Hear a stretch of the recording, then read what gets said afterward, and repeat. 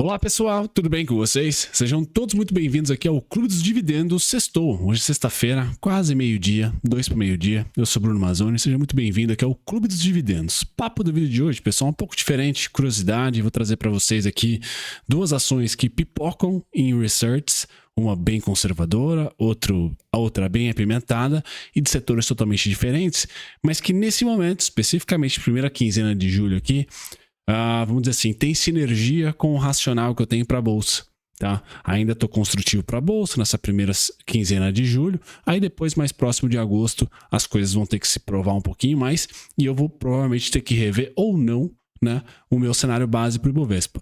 Mas o papo do vídeo é um pouco diferente, porque eu não vou trazer uma análise específica de uma empresa. Serão duas e não necessariamente análises, mas sim uma jogada no ar aqui de racional, tá? E também pipocando aqui nos broadcasts de research, bancos, fundos de investimento, aquela coisa toda bonita que a gente compila da Faria Lima quando há um certo consenso, bastante gente está falando de teses específicas. Bom, vamos lá, Brunão aqui vai fazer esse comentário. E no vídeo de hoje também tem a agenda de dividendos de julho, tá? Você assinando aqui a agenda de dividendos de julho, você recebe todos os meses, é gratuito, pessoal.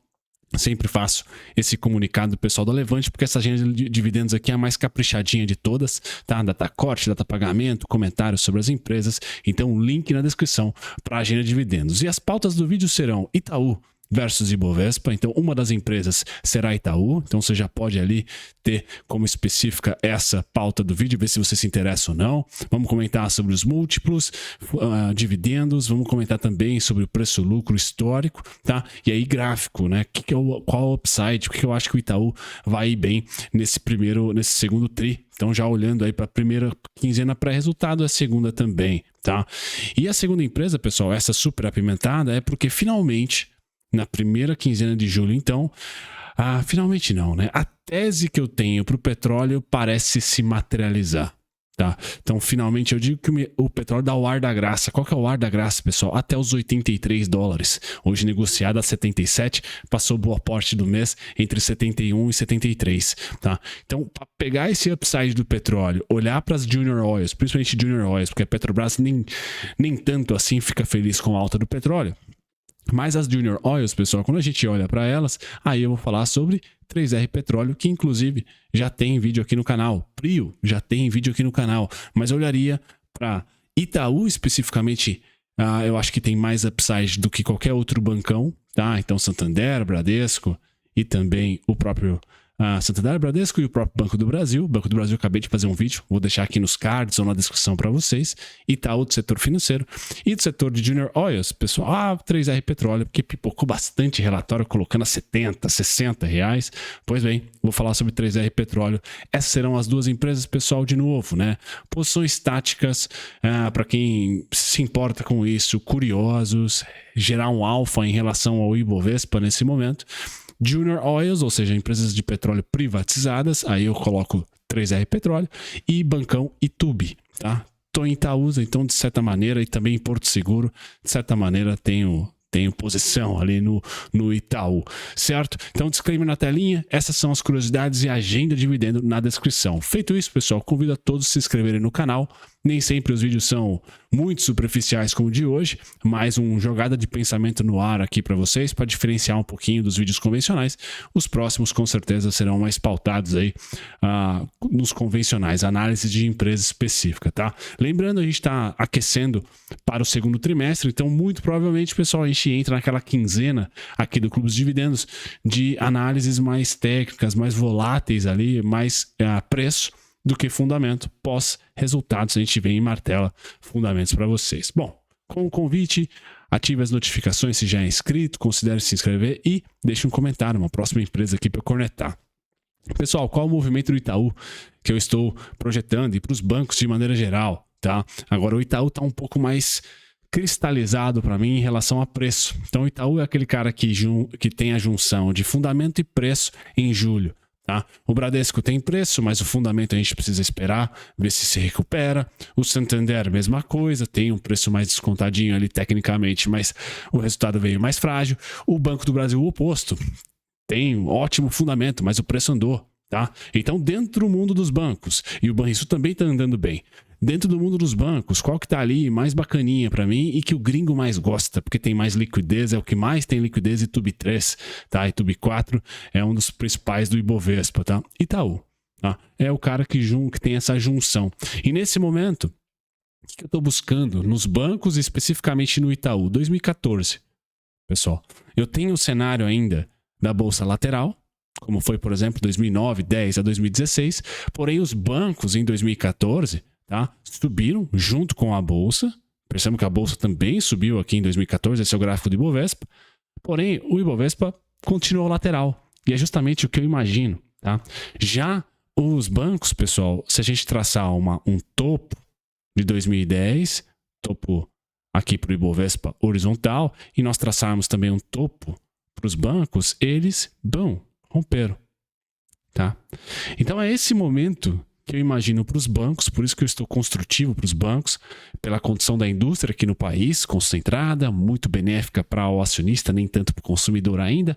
Os novos bancos deram uma mexida e tal, mas ainda assim eu acho que o movimento vai ser muito parecido, a história vai rimar, ou seja, bancos renovam máxima histórica, tá? O YouTube já chegou a renovar a máxima histórica, tá? Eu acho que ele vai beliscar de novo, tá chegando. Eu tenho mais um pouquinho aqui, ó, de belisco. Então, nessa fase aqui, ó, o Itaú tá mais uma beliscada na máxima histórica, estamos chegando lá, eu acho que ele dá um espasmo e depois volta, enquanto que o Ibovespa vai ter um pouco de dificuldade aqui em renovar as máximas históricas. Ou seja, ciclo econômico por motivos diferentes, mas a reação do mercado mais ou menos que rima, por isso que eu estou contente com os bancos, tá? E mais importante, pessoal, do que renovar a máxima, ou de repente, como 2014, o Itaú performar aqui num topo triplo, tá? Que pode acontecer em relação a esse topo atual, ele fazer um topo triplo aqui. O que é o mais importante para mim como alocador de longo prazo? Por isso que esse vídeo aqui contempla o Itaú e muito provavelmente bancos, tá?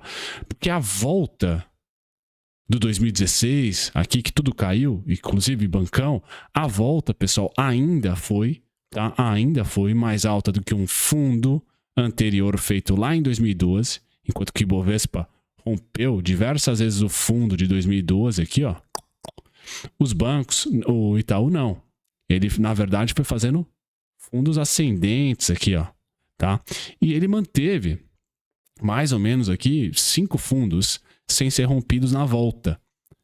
É isso que eu imagino agora. Então a gente está fazendo fundos ascendentes, história rimando, tá? E caso a gente derreta em um novo 2016, por exemplo, tá? Uma queda da bolsa, recessão global, os motivos a gente nunca sabe, mas o comportamento mais ou menos a gente espera, pessoal. Eu não vou ter comprado tão mal aqui em cima, porque a retração não vai ser tão aguda, tá? Então eu estou de olho nos bancos. Como eu falei para vocês, eu tenho Itaúsa, então sim, Brunão, caso aconteça esse rompimento, que é cenário base meu, ou pelo menos um reteste aqui, Brunão vai vender um pouquinho de Itaúsa, tá? Na espera de uma volta, igual foi 2016 ali, mas essa volta não é tão forte como, por exemplo, do Ibovespa, que renovou mínima.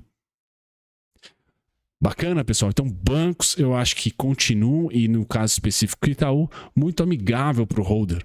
Tá? Muito amigável. 9 vezes lucro não é um super desconto, mas também não está caro. 5% de yield vem aumentando. O dividendo, quando a gente olha para o histórico de dividendos Itaú 2023, já representam um avanço a 2022. Tá? Pode falar em relação às vendas aí de Itaúsa, etc. Isso é mais para vendas da XP, isso é mais para quem é acionista da Itaúsa, mas o bancão já vem aumentando aqui o seu dividendo, e foi assim, pessoal, em 2014. Tá? Foi assim que ele performou em 2014 e 15. Somente 16 ele voltou um pouquinho aqui nos dividendos. Mas vejam, ó, 2015 nós já tínhamos estagflação. 2016 recessão. E diminuiu 5 centavos de dividendos. Tá? Então ainda acho que bancos é um cara ali que você pode manter o seu aporte ou diminuir muito pouco, não muito, durante essa alta da bolsa. E o Itaú já performa aqui com um dividendo maior do que o ano anterior, e a gente deve manter 2024 muito próximo aqui do que for que ele distribuir em 2023, porque nós temos agora a estabilização do CDI, um CDI alto, na possibilidade de corte ele ganha também, está muito bem comunicado esse corte, e a inflação está cedendo, mas deve logo estabilizar, ou seja, o lucro financeiro, o resultado financeiro deve ser muito bom. Bom, tô namorando aqui Itaú para dizer para vocês, renda passiva deve ser muito intacta, mesmo que o preço oscile bastante, os dividendos devem oscilar muito pouco, tá? E na parte de preço ainda há um upside pequeno. Eu mostro para vocês, sem antes convidá-los a todos, pessoal. Inscrevam-se aqui na Agenda Dividendos, quem quer ter dividendo preditivo, saber sobre as empresas, data corte, pagamento, yield, tá?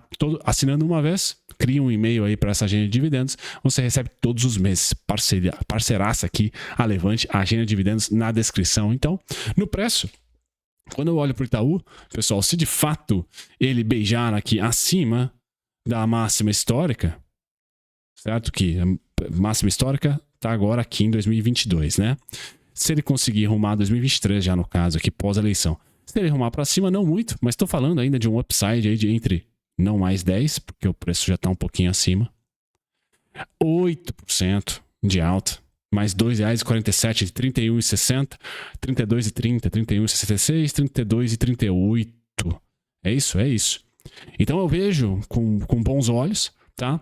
E quando eu olho para todas essas mínimas aqui, eu já não tenho expectativa de rompimento delas, tá? Então, a volta, caso aconteça igual 2016, por exemplo, a volta vai ser para onde? Para os 27, para os 26, para os 24,90, tá? Mas performando acima aqui das mínimas feitas anteriormente.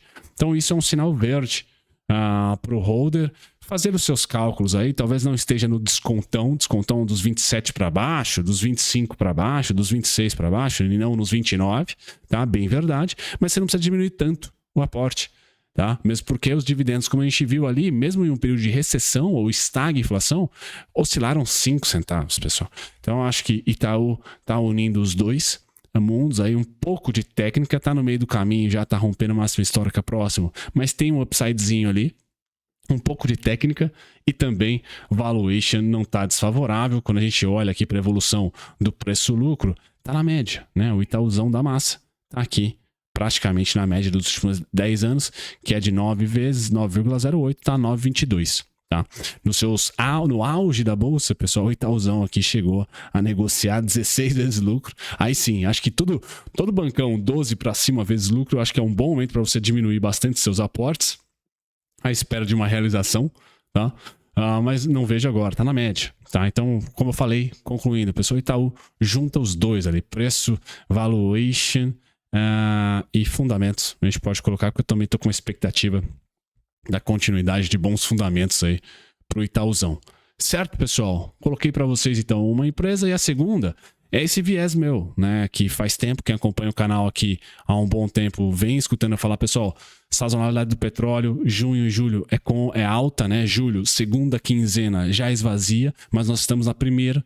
Verão americano é de se esperar um pouquinho mais de alta, e hoje nós tivemos um payroll um pouquinho mais fraco do que o esperado, mas ainda assim, né, a atividade econômica americana está resiliente e, né, o emprego está muito bom. Então, a possibilidade dessa sexta-feira aqui, o sinal foi de queda no dólar DXY, estabilidade no yield, e aí o petróleo respondeu muito bem, tá? E se eu acertar, pessoal, o petróleo vai nesse verão americano para pelo menos os 83,37. Pelo menos, tá? E esse upside aqui vai beneficiar muito mais a sua Junior Oil. Aí eu peguei uma específica Junior Oil, se eu estiver certo, então petróleo ainda altista até lá 16, 17 de julho, pelo menos, tá? Primeira quinzena de julho, pelo sazonalidade, verão no hemisfério norte, viagens, né? China reaberta aí também pressiona um pouquinho. A gente deve ter ali um pouquinho de pressão no petróleo, commodities energéticas de maneira geral, mas principalmente no petróleo, porque demorou ali praticamente 8 semanas cozinhando aí nesse 71, aí dá uma beliscada nos 83 dólares e 37. Essa saída dos 77 hoje para os 83, pessoal, vai beneficiar mais as Junior Oils, porque a Petrobras talvez acabou de cortar preço, né? Aí o petróleo sobe, imagina só como que vai ficar esse trâmite. Para a Petrobras não deve ser muito fácil a vida com a subida do petróleo, mas para as Junior Oils privatizadas pode ser interessante. E aí eu comento sobre 3R Petroleum, pessoal. Muitas research põem lá 46, 50, 60 reais. Eu, inclusive, tem vídeo meu aqui falando dos fundamentos, do Polo Potiguar. Então, vou deixar nos cards para vocês.